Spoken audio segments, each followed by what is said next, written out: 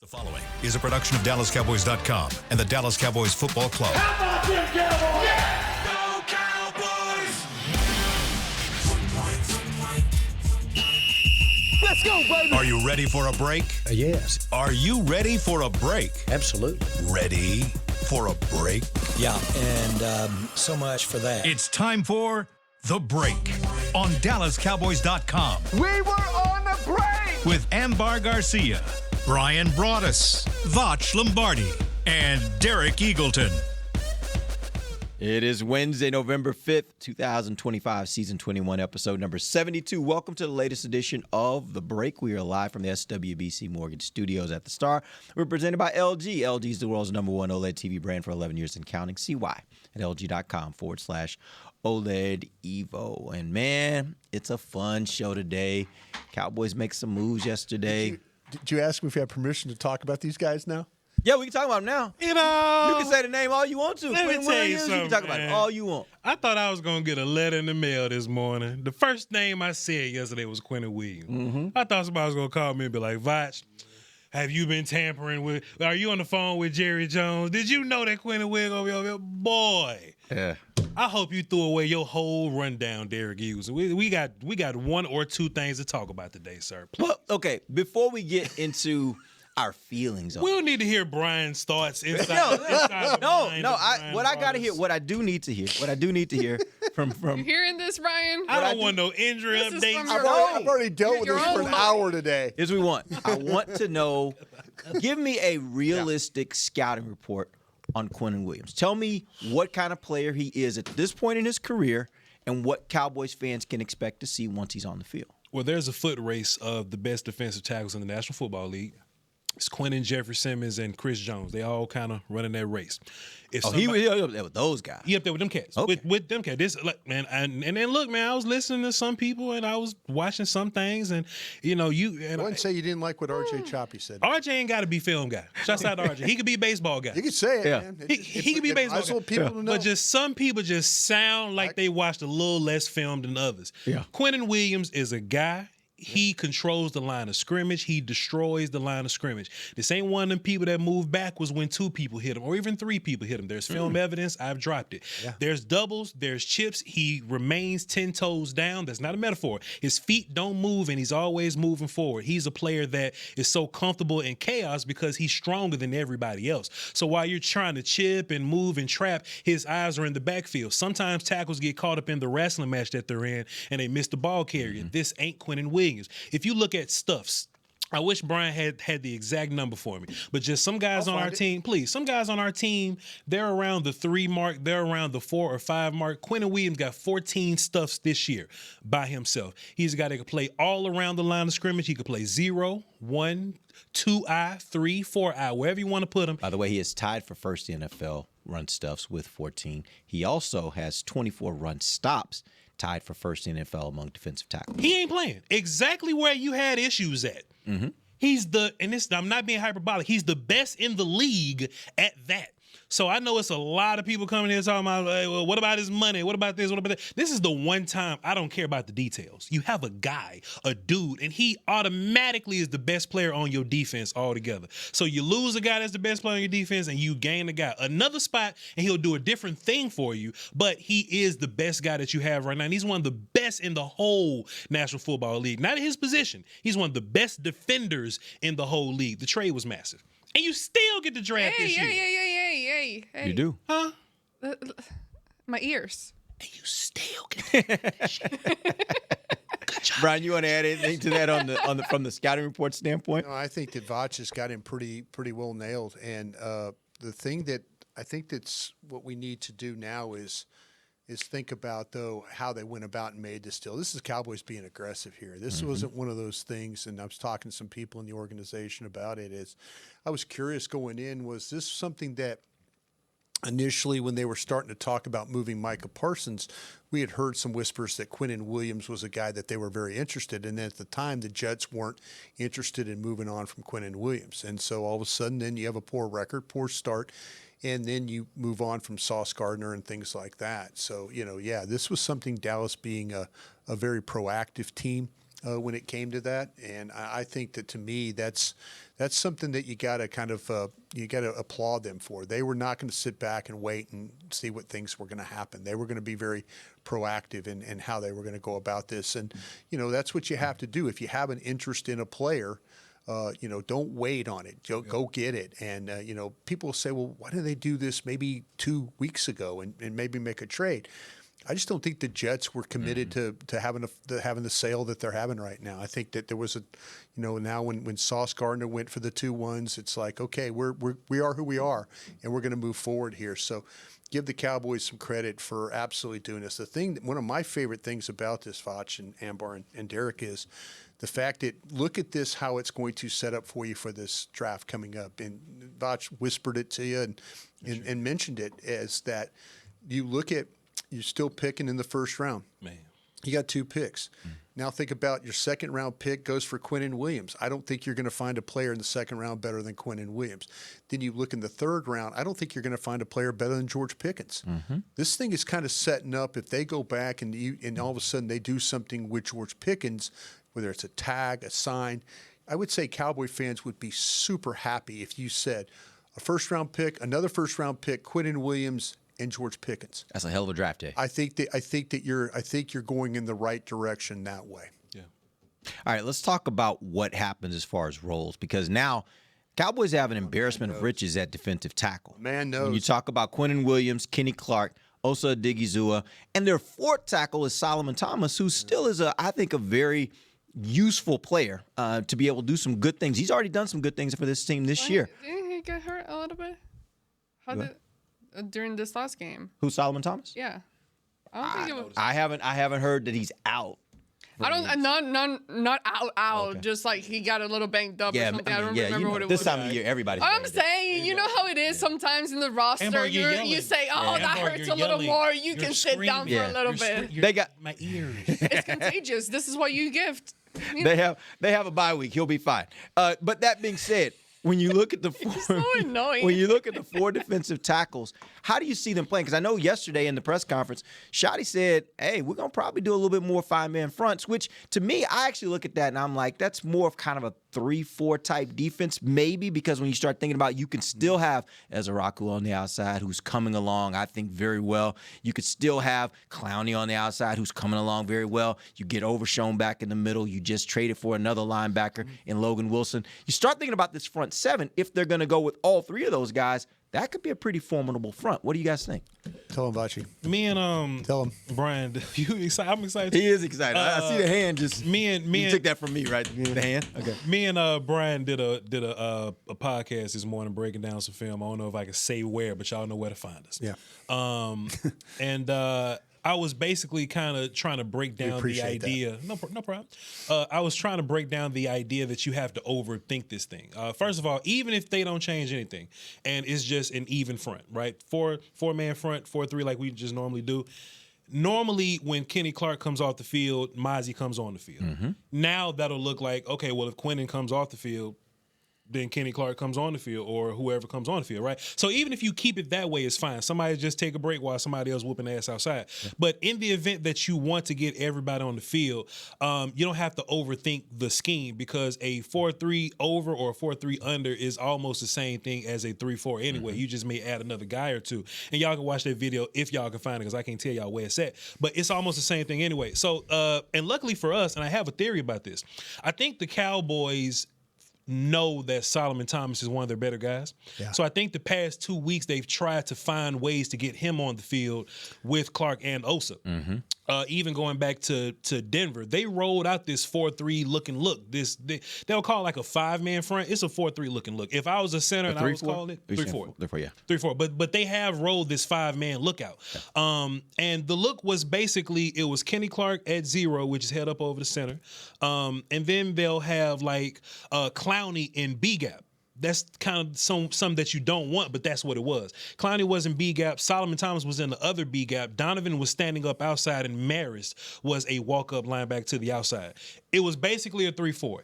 If you ask Voch, you just take Clowney out of B gap where big men go, and you stand him up where Leofau is, and just put Quinnen Williams where Clowney once was. You have a 3-4 that's ready to go and ready to roll out just like that. And it's formidable. It's very much so formidable. That's a fantastic point, Derek Hughes. Let me make another point. All right, go. I don't think the Cowboys have to change too much in terms of their fronts, or if they want to. Hey, if you want to make Osa more of an edgy type guy, he doesn't have to be a wide 9. Just narrow him down to like a 5. I think there are new advantages in football, right? The analytic people will tell you this, to where we all know that you can be a better defense if you can pass rush with just 4. But now think about the idea that you can stop the run with just 4 down guys. Think about it like that. The Cowboys kind of found this air quote solution. It was a temporary solution that you're better versus the run when you load the box, but you're worse versus the pass. So then they also know that if they muddy some looks, you can be decent versus passers. You kind of got rush the passer a little bit, but you're better versus the pass. But teams would just opt to just run the ball against that, right? So it's this game of chicken that the Cowboys just can't win because they don't have personnel to like deal with it. Now, as I was watching this film, I was like, man, you could really take Marquise Bell out of the box right here because Quinnen and Kenny Clark and Osa and pick a guy.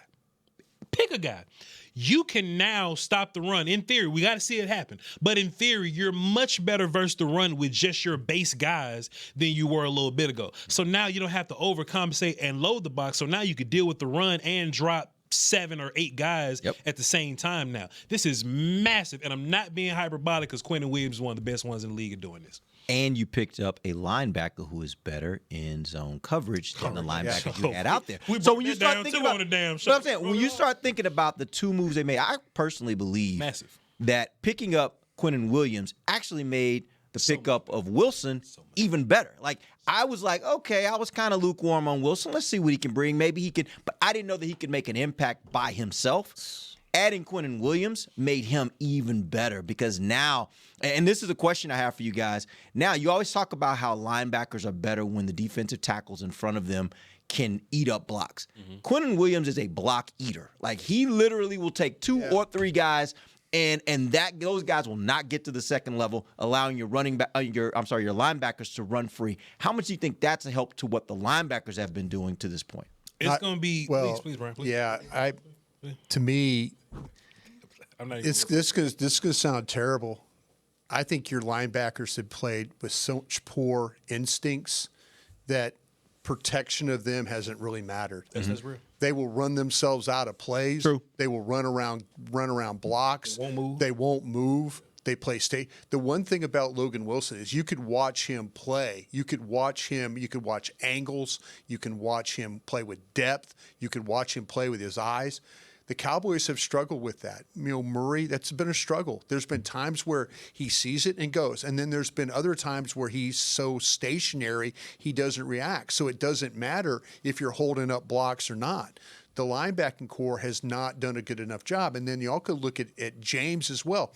Well, what's James' biggest problem? James is a rookie. When James does see it, when they ask him, and Voch and I, we've talked about this a bunch when we were on the draft show about James. Make him a forward player. We've seen him blitz. We've seen him kind of affect the pocket that way. That's to his strength. But if you're asking him to be like really read it and go, that's been a problem. But that's where this linebacker core, we could talk about, eat up blocks, keep guys off. But if you're not going to react, that doesn't matter. You're just naturally taking yourself out of the game that way. We're going to take our first break. When we come back, I think this is probably the prevailing question that exists right now for Cowboys Nation is, okay, you've got a really good front now, or you think you have a really good front now.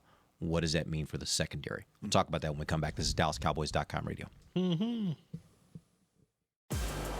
If you can't be at the stadium, there's no better way to watch your Cowboys than on an LG OLED Evo TV. That's because everything you see is more lifelike. Every play, every hit. I mean, you might as well be on the sidelines. That's how clear it is. It's all thanks to LG's legendary technology. Perfect black, over 8.3 million self-lit pixels. No one comes close. LG OLED Evo is the best TV in the game for a reason. See for yourself at lg.com/OLED Evo.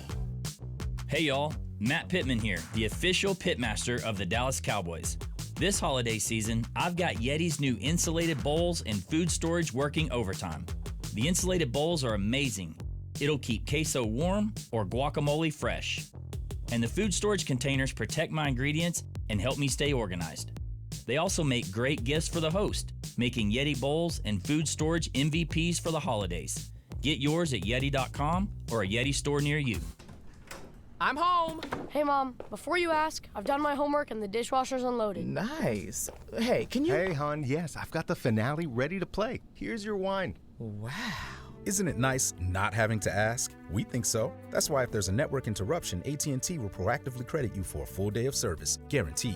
Credit for fiber downtime lasting 20 minutes or more, or for wireless downtime lasting 60 minutes or more caused by a single incident impacting 10 or more towers. Restrictions and exclusions apply. See att.com/guarantee for details. Cowboys fans, here's the game plan. Touchdown Tuesday at Take 5 Oil Change. Just wear your Cowboys gear and save 25% on your oil change. No huddle, no overtime. Just drive in, stay in your car, and roll out. You'll be tailgate ready in 10 minutes flat. Keeping up with your car shouldn't be a tough call. Take 5 makes it as easy as calling the coin toss. Take 5 is the official oil change of the Dallas Cowboys. Visit take5.com to find a location near you. Offer valid through December 31st, 2025. Terms and conditions apply. Valid only at participating locations. If you shout, "How about them Cowboys?" you have that undeniable passion that's the heart of Cowboys Nation. And if you like to drink Dr. Pepper, you love the unique blend of its 23 flavors. Together, your one-of-a-kind fandom paired with the one-of-a-kind taste of a delicious ice-cold Dr. Pepper is the game day lineup that can't be beat. Better yet, gather your Cowboys and Dr. Pepper fan friends to watch the next game and crack open a delicious ice-cold Dr. Pepper for everyone. The wins will be even tastier. It's a pepper thing. Back to the break.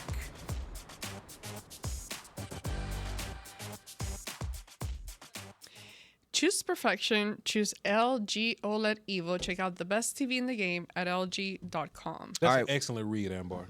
That's an excellent. I just want to let you know. Nobody ever said that to you, but I just want to let you know that's an excellent read. Go ahead, Derek, because I'm about to get a few words in this segment. Okay, got it. All right, let's go. So this segment is brought to you by blockchain.com. You falling on your job. You worry about that. Ambar, what you think about Quinn and Williams? Ambar, falling on your job. Ambar, what do you think the dynamic is bringing Quinn and Williams here to this defense, Ambar? Listen. That is not what I want to ask you. I asked the questions now, okay? Preguntas.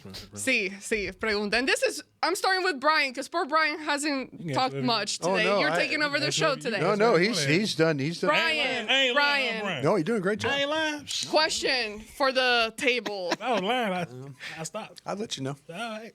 All this sounds great, and we'll get into how this affects the secondary and all of that. She's hosting But how quickly can you actually expect change and improvement? Not change, because this is the change, right? The trade is the change. But as far as improvement, realistically, how quickly are you expecting this defense to show some improvement with these two players being added on? Also knowing that Overshown is on his way back. There's also talks about Revel, him coming back. We haven't seen him just yet, but we're expecting good things from him. How quickly can this defense change in showing improvement? Bryan. You know what, I think the one thing that I'm going to kind of hang my hat on is the quality of the player. We've talked about that. His former coach is here coaching your defensive line right now too, with Coach Whitecotton. So anything to do technique-wise or how to play it, at least there's a communication between those two. It's like, listen, he goes, hey, think about it this way. Think about it. This is how, remember we would do it with the Jets. This is how it is. So I think that, to me, I think naturally when players get plugged in, the one thing that might hold them back is just that, what am I doing on this? Well, but with his former defensive line coach here working with him, I think that when during this week, it'll be, hey, come in, let's meet, let's talk about some of the things. This is the vision we have for you. I think the player's going to show up. It's just, can you get all the other little nuances that go with it? And I think the fact that Coach Whitecotton here is going to help him bridge that gap a lot quicker. He has a translator. essentially. Like it's like coming over to a new system or new scheme, new team, whatever. He has somebody that can easily translate for him. Hey, this is what they're saying when they say this. Oh, yeah, that makes sense. Great, let's go. And I also believe when you're talking about a defensive tackle, there are certain positions where I think there's an acclimation period of kind of figuring things out. For defensive tackle, it's like eat up blocks and shed your blocks to be able to make a tackle when the runner's coming at you. Like it's or attack this gap. Like it's not I don't think it's as complicated as say when you're playing cornerback in a zone coverage where you're trying to flip between, now we're in match man versus now we're in zone. Like that's a little more complicated. I don't think this is extremely complicated. I think this should be something he can jump into pretty quickly. I do think that the meshing of all the parts might take a little longer because you now have a new linebacker. You're probably going to have Overshown back. So you're going to have two new linebackers out there really kind of playing in this scheme with the players that they're playing in front of them, plus a new defensive tackle. I think when you combine all those things, sometimes I think the meshing of all those parts may take a little bit, and I still want to give a little bit of time for Overshown to come back. He hasn't played football in a year, right? So you got to give some time for that. So I do think it's going to take a little bit for you to see the overall impact to the entire defense. I do think in the first game out, fans will be like, yeah, this Quinnen Williams dude is the truth. Like, they're going to see moments of that. There will be moments in that game against the Raiders where he will show Cowboys fans why the Cowboys gave up a first and a second round pick for him. May I? Of course, delighted. Oh, man, let's get Enlighten to me. it. Enlighten me with your knowledge. Hey, let me tell you something, Ambar Garcia. Hermana. Ambar Garcia. I think I'm looking right at Flus now. Because he's kind of he ain't here, but he watching. I think this is he record it so I can send it to him. No, he swears he turns on the show. I got Flus number. He just don't text us back. Okay, that's true. Hey man, this is Flus is in charge of the ceiling now. I think the floor automatically gets better because you limit a lot of nonsense that you were dealing with. Mm-hmm. If you just simply erase stuff that you're horribly bad at, like getting moved backwards on double teams or not being able to find ball carriers when you're engaged in these blocking exchanges, or if you're a linebacker not standing still or getting misdirected. It's the small things that are going to matter early. And I think immediately, I don't want to get over, I don't want to overdo it here, but I do think automatically just talent alone by your linebacker and your tackle there is that you at least can position yourself to be the 25th, 24th worst defense in the league. But your ceiling gets higher now because you have an elite dude. And that's where I think the time is, going to kind of kick in. You asked us earlier prior to going to the break, what does this mean for the secondary? I think if you can position people appropriately, this depends on Flus, assuming that you can create nonsense for the other team with a less amount of guys. And what I mean by that is, like, if you can stop the run with 4, then now you can drop guys into more coverage, and that may help your DBs out a little bit more, to where now it's not this big game of chicken anymore. I think the Eagles game is a really good example of that, and it's the same kind of personnel dudes relatively, but clog in the front and bring some pressure. Clog the front, bring a little bit of pressure. Now, Jalen Hurts didn't beat you in the air. He ran around a little bit. Now, that's Flus just put a spy out there and just fix that issue. But I legitimately feel like, and that's the first test, if you can stop the run with less guys, then on any given down, you can commit more to coverage. And I think that'll help your DBs a little bit. And that's where the nature of my question was going to lead to. A brilliant question, Ambar. Going back to, because one of the things that we've talked about on here is like, okay, is it talent? Or is it coaching? Are you liking just the amount they of got better in talent? They definitely did. Yeah, so now they identified that. They identified that it was a talent problem. Yeah. Well, let's see how now with him getting those getting those new players in here, how much he's able to actually change. Because I think now for him, if he's able to make a true change and difference in this second part of the season, that's going to determine his future here with the Cowboys. Flus will get fired at halftime if the Raiders go out there and put 24 points on you. That's how I feel. Well, there are no more excuses at this point. None. I think that's the point is you just got him a dude. So there are no more excuses. It can't be the players just aren't. And that's why I was asking the question about the secondary is I've always heard, and Bryan, you've worked in this business for a long time, you always hear, well, what happens on the back end is a direct reflection of what is or is not happening in the front seven. Either you're having to dedicate more resources to stop the run, or you can't get a pass rush. The pass rush, in my opinion, has gotten better here over the last few weeks. This last game had 5 sacks. They are improving in that area because 2 players are getting better at the right time, and so that part of their game is improving. Now you add a guy like Quinnen Williams, and so my question is, do you expect that those will solve some of the problems? In addition to you're going to get your 2 starting safeties back, you think, after this bye. All those things being considered, do you think the secondary then improves from what we've seen so far this year? People freaking out in the chat about the secondary. And fair. By the way, it's fair. And where's Diggs? Nobody still knows. Look, we've seen the secondary not play very well in a number of games this year. So I think it's a fair criticism for Cowboys fans to be like, yeah, that's all great. I would have loved if yesterday, in addition to everything they did, and I know this is being greedy, I would have loved the Cowboys still would have gotten a safety or a cornerback and added to that. Like, I think that's an area that still it worries me a little bit. But what do you guys think? I think the Cowboys, the past few weeks, they've kind of shown you that they're moving in the right direction with their edge dudes. First of all, let me say that Donovan's playing a whole bunch. He's playing much better. Yeah. And Jadeveon Clowney, more and more, his feet are getting under him. He's an old dude still, but his feet are getting up under him. I think we need to limit a lot of the rotation going on because now you're taking your better dudes off the field to put guys that aren't as good out there. I think who are your better dudes right now? Clowney, Ezraku. Yeah. Clowney, Ezraku, you guys. And I don't want this to be like Sam Williams gets an even amount as Donovan Ezraku. I want Donovan to get the load, and when he's tired, Sam comes in. Donovan, you straight? And he go, one more play. Out. Yeah. You good now? And you run your ass right back out there, and that's what you run with. So you keep your best edges out there for longer.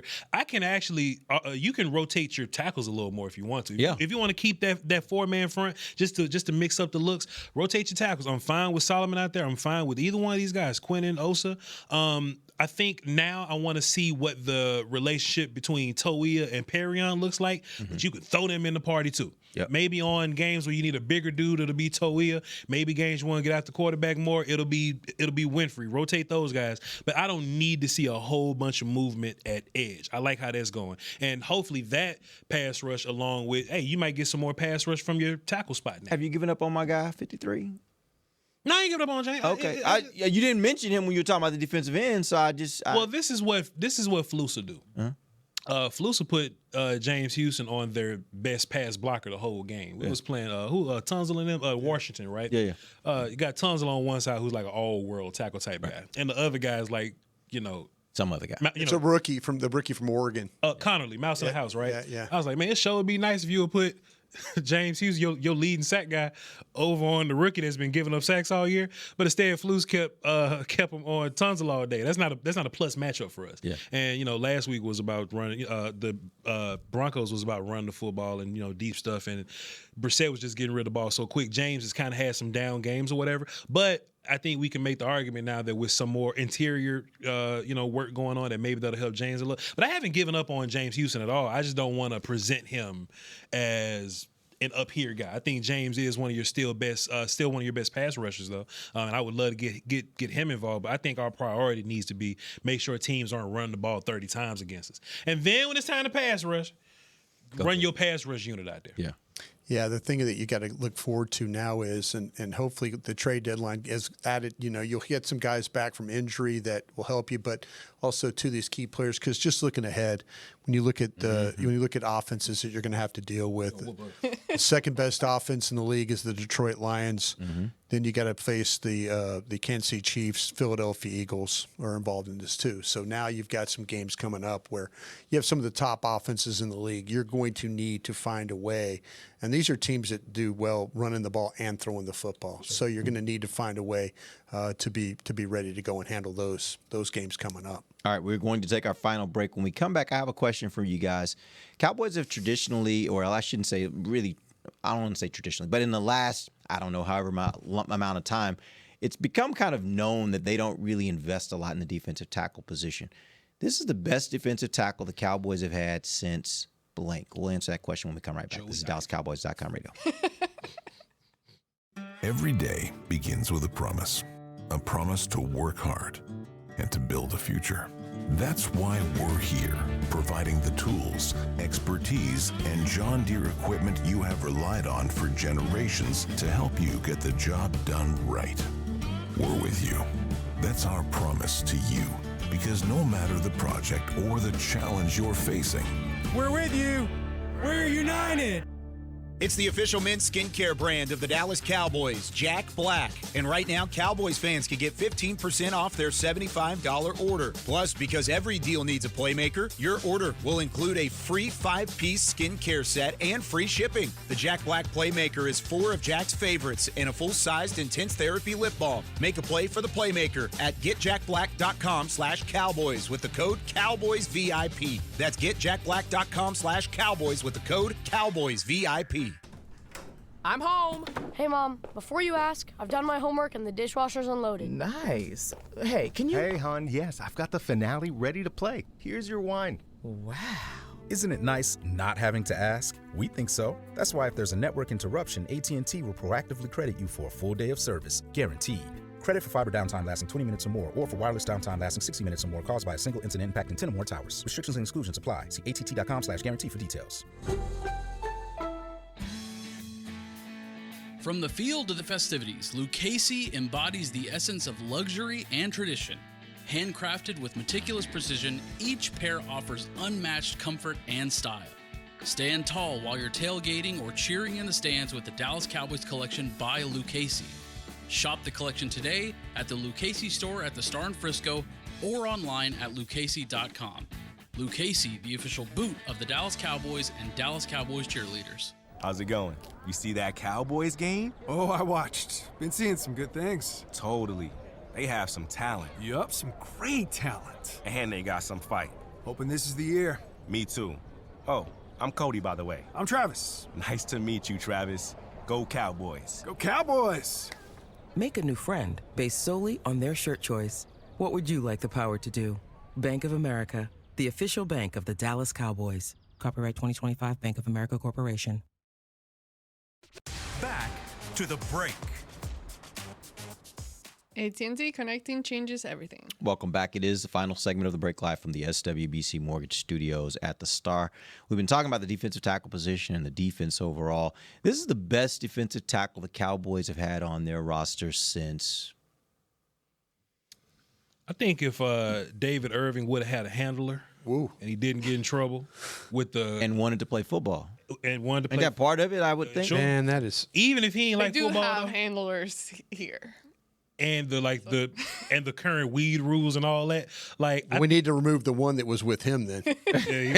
Maybe you need to get. I'll tell you what, man. I mean, long time. Let me tell you this. But David Irving, for the spurts that he was playing, that was nice. He was. If I was in the personnel department and being the bachelor guy, you know, he could have come live with me. I'd have got him to work every day, knowing how good that guy. I would not have. I would have picked him up for work every. You can't force someone to do something that they don't truly want to do. You can facilitate all you want, but at the end, I make sure he lives with me though. I'd make sure, hey, all right, this is what we're gonna do tonight. You know, we're gonna take care of things. But just to get him to the field,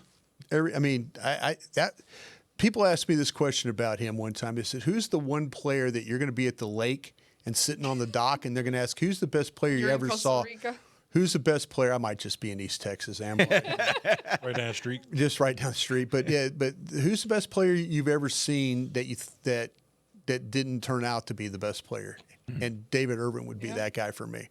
That guy was incredible, the type of player that he was. And unfortunately, though, yeah, you're right. He, how much do you really, really, really want to play football?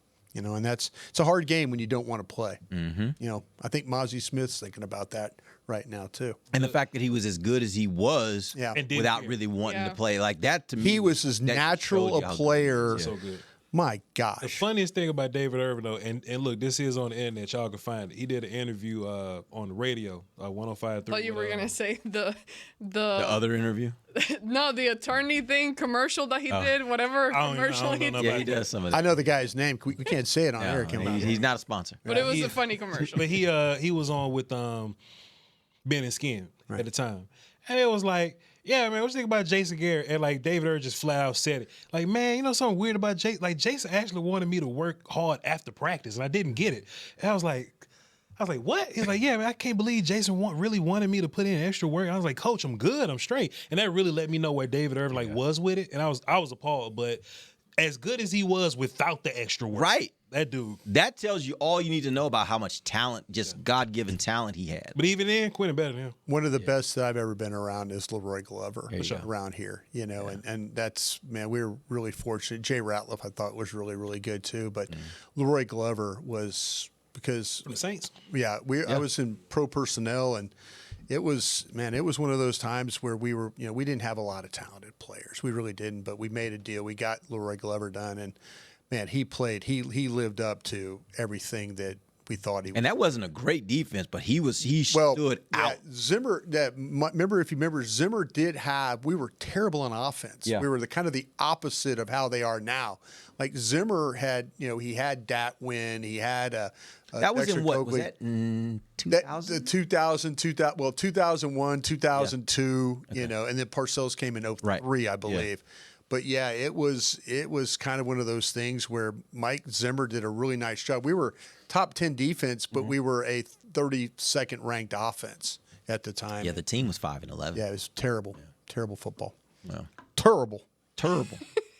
No, Jay Ratliff, I think, is right up there with them. I would have said Leroy Glover. That's probably you could talk about the Super Bowl guys they've had too, and I could go all the way back to Randy White back in the day when you start to talk about the 70s Cowboys, and the 80s Cowboys. That Hall of Famer, right? Hall of Fame players, but this one is pretty darn significant. Is Quentin Williams on his way to Hall of Fame? Yeah, I say so. I mean, postseason success dictates a lot of that for a lot of those guys. Yeah. If they go out there and do something, and it ain't got to be this year, it could be next year, year after. But if they go out there and do something, it'll be pretty clear. Like Quentin, he's one of the best ones. Wow. In this generation we've ever seen. I can make an argument Chris Jones is like an automatic Hall of Fame type because he's played in 2-3 Super Bowls. Yeah. So just get in the game and do something in there, and you'll get there. I mentioned a little earlier that Cowboys pass rush looked pretty good this last game. The interesting thing about it is they actually blitzed a ton in that game. Sure did. It was the second highest blitz percentage in the NFL in Week 9 at 46%. They got 5 sacks out of it. My question for you guys is the pass rush Unfortunately, you starting? gave up 5 sacks too. Exactly. Is the pass rush finally starting to turn around? Is it at a point now where you feel like you're getting the kind of pass rush that you would have?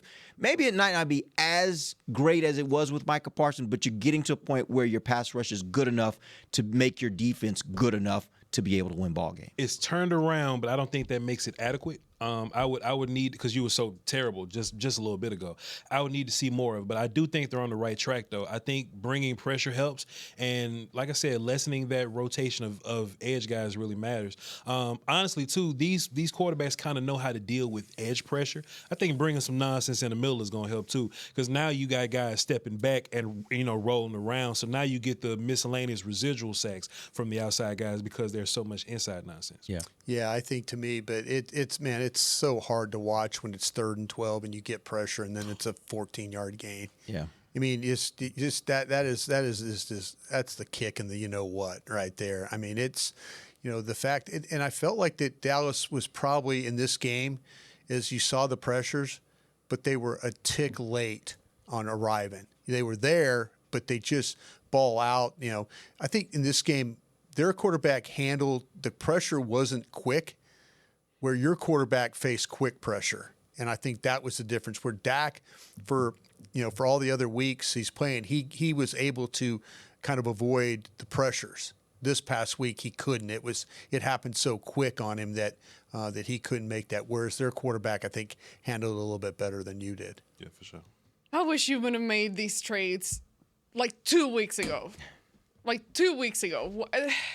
The The thing is, I feel, and I'm glad about the trade and everything, and I'm looking forward to the changes and how this defense looks now with those guys added to it. But at the same time, it's like, why are we always doing things so late? But you have to. And I get the nature of it, and I get the timing the Jets of it. probably weren't ready to get rid of those guys at that point. Yes, because you got to wait and see how, is this the Jets a basically flop are not? They're waving the white flag now. I don't think 2 weeks ago they were ready to wave the white flag. And I really don't. I get it, but at the same time, trust me, I understand the business of it, but it just feels like we're always kind of behind, like on everything. Well, they honestly tried to make this trade in week 1 of the NFL season. Yep. And the Jets weren't ready to do it. I think Quinnen Williams and the Jets were the target, and the Jets didn't have the cap space, and now they do. They just started. Once they determined that Sauce Gardner, I mean that was surprising. Sauce Gardner's a good player. Yeah. Really good player. And young. And the 2 ones. I mean, that's Chris Ballard there in Indianapolis is like, he's like thinking, well, I might not be around here very much, and I might need to do this right now because everyone I've ever known, it's funny, Les Snead, who called me one time at the Rams and goes, man, I'm about to get fired. And then what does Les Snead do? He wins a Super Bowl, and then now he's got a 5-year extension. My guy Jason Light down in Tampa, same way. I'm about to get fired, and then all of a sudden they make a trade to get Tom Brady, and now he's got a 5-year extension. I think Chris Ballard's thinking, man, I've got to, if I give up 2 ones and it doesn't work, it's somebody else's problem. It's not my problem. I'm going to try and go and get a 5-year extension, getting this team to the Super Bowl. And he might have a team with Daniel Jones, believe it or not, that's playing in that direction. Also, too, even if you don't get the desired results this year, Quinnen Williams is 27 years old. You know what I mean? Like, that dude he should retire a Cowboy if you're asking me. He's one of those kind of guys. Like, don't make the same mistake. Shout out to my guy Will Steele. He said this. Don't make the same mistake that you made with Michael. You know what I'm saying? Like, y'all fall out and now Michael should have retired a Cowboy. Keeping it a bucket. He's one of those types of guys. You know what I mean? Money aside, I don't think we should just mess around with money with the best players in the world. I think Quinnen Williams is one of the best players in the world. So if you got to let go of some other people to keep a 27-year-old best defensive tackle in the league type guy, then just keep that guy. So this ain't even about this year. It's about moving forward, even past Dak's window. If you think Dak got another 3 or 4 years, Quinnen should be still good around that time too. And that's the thing you got to think about. I've heard people say, well, Quinnen Williams about to be 28. I'm like, defensive tackle is one of the positions in the NFL where you see the best defensive tackles in the league tend to be a little older. They can get into their 30s and still be very productive at the defensive tackle position. So I have no problem with looking at Quinnen Williams as a 4-year guy where you could still get really good production out of him. I have no reason to believe you can't. So if that's the case, in NFL terms, 4 years is a lifetime. Take that guy, and you can use him for that time. You may end up doing another deal. You may end up just restructuring the deal you already have, just to give a few more years to it. But I think you're going to get everything you need out of him as long as they handle the situation. I would love for them to take the $20 million they're saving on Micah Parsons' contract and try and get that wide receiver done then too. Yeah, sure. Absolutely. And that's ultimately the way I look at this is how you use the money, because I know a lot of people are talking about the picks. The picks and the money, and how you use both, to me, will dictate the success of that trade versus it just being, what did you do with the 2 first-round picks? There's some linebackers, some edges, both safeties, and a right tackle. I'm going to start looking at their money real soon to see where I can start making some money to figure out what to do with Quinnen's money moving forward. If you want to possibly take a look at Kenny's money next year, moving around a little bit, I'm with that. But the wide receiver, George Pickens, we know his agent. He ain't going to mess around. Let's just go ahead and put the bread in the house right now and get ready for it. All right. Appreciate you guys joining us. We'll be back next Monday. Next Monday, we're going to take a couple days here to regroup, and we'll be back on Monday. We'll talk a little bit about the NFL. I want to get into some conversations about what we see this weekend as we get to chill and watch some football like you guys. So we'll talk about that on Monday. Till then, for Voch Lombardi, Bryan Broaddus. Hold on. For those listening live, stay tuned. Don't go too far because we're about to have a press conference with Mr. Quinnen Williams. So stay tuned. Let me check and see. No, you can go. Yeah. What is it? Upstairs? It's upstairs. You have to be escorted. So he's not going to escort you. I got to sit. You can go up there. Derek said I can just go up there. Go up there. But I'm going. By the way, if you even have a question, you can ask a question. If I'm going, do not let him think he can go up. Oh, I can already. He'll be talking and talking. Lip quivering and everything. What the business here, man? They're gonna be like, "Who's this dude?" Tag him out of there. But that's about to happen live at noon? Yeah, I think noon. So stay tuned and look it up. Yeah. All right. Appreciate you guys joining us for Voch, Lombardi, Bryan, Broaddus, Ambar Garcia. I'm Derek Eagleton. This has been The Break live on DallasCowboys.com radio. This has been a production of DallasCowboys.com and the Dallas Cowboys Football Club. How about this, Cowboys?